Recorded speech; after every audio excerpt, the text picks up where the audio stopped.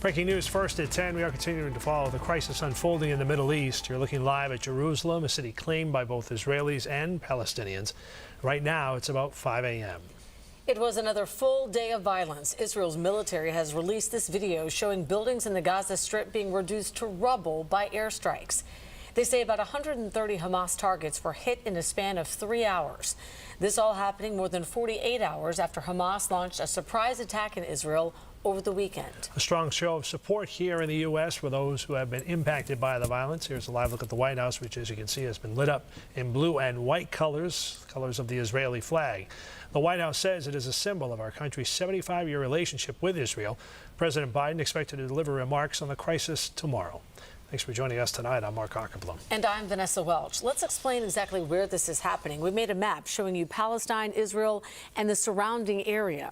Israel's military says it's retaking control of all the communities around Gaza. And here is the latest information we have on the violence. At least 1,500 people have been killed. President Biden says at least 11 Americans are among the dead, and at least 3 of them have ties to Massachusetts.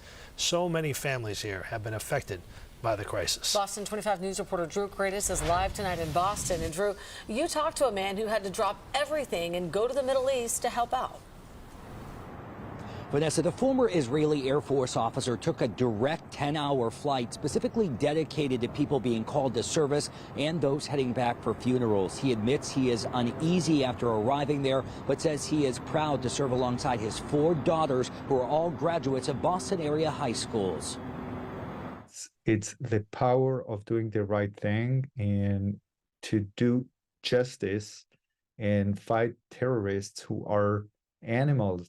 Hours after landing in Israel, Boaz Arbel talked about his journey from a bomb shelter at his parents' house about 5 miles north of Tel Aviv. Ever since I arrived today, we already ran twice to the shelter because we had the sirens went off. I don't know if you can hear, but jets are flying all over and helicopters are flying.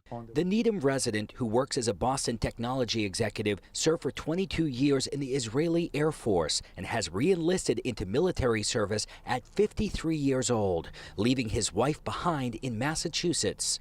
And the fact that you're going to do something that is right, something to protect your home and your families, gives you a lot of encouragement. Arbel has learned his assignment as a coordination officer between the Air Force and ground forces on the front lines. He'll be fighting for his country alongside his 4 daughters, ages 21 to 26, who are serving in the Israel Defense Forces.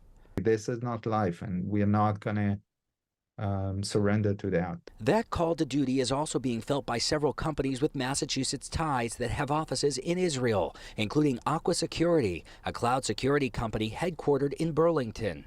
Employees are being called to reserves. Many employees are also volunteering to serve. Aqua Security Chief Customer Officer Sharon Alon is originally from Israel and has family there. He says of his company's 500 employees, about 200 are in Israel, and they are now working from home until further notice.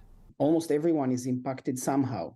We will have to give the attention to the employees and to their families. Even when you're at the safety of your own house, you're absolutely not safe. So what do you do with that? And according to the New England Israel Business Council, there are over 300 Israeli-founded companies in Massachusetts, including between 40 and 50 cybersecurity companies. The CEO of Transmit Security, which has a Boston office, tells us, quote, everyone at Transmit Security knows someone who has been murdered or taken hostage in Gaza. A statement from General Catalyst, a venture capitalist firm founded in Cambridge that works with companies in Israel, says, quote, General Catalyst has allocated an initial $250,000 to support humanitarian efforts on the ground. Meantime, Combined Jewish Philanthropies here in Boston now says it has raised $1.14 million in donations to send to Israel. We're live in Boston tonight. Drew Kratis for your local station, Boston 25 News. Amazing, Drew, that love of country on full display tonight by these people who are from Israel, but their hearts certainly are over there as well as here in Massachusetts. Thanks.